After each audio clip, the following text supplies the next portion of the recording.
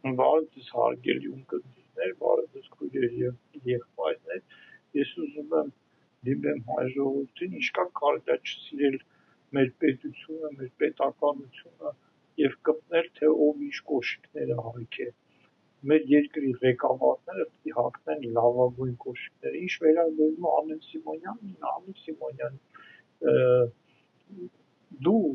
բացի ժողովրդից ոչ մեկի отчет չունես տալու, թե ինչ կոշիկներ ես հագել, ճիշտ է, իմ տեսակետից մի քիչ այդ կոշիկները չէին համապատասխանում ոճով կոստյումին, ավելի քան որ կոստյումը հագած ավելի սազեկանա կլասիչեսկի կոշիկներ հագնել, իսկ ինչ վերաբերում է գնային տարբերակին, մեր երկրի ղեկավարները պետք է հագնեն լավագույն կոշիկները, այո, պետք է լավագույն մեքենաներով շարժվեն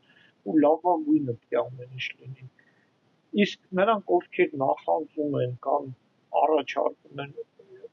ու отчет են պահանջում, թող իրանք տնից դրսևորեն, որ հայ ժողովուրդը իրանք ընտրի մյուս ընտրությունների ժամանակ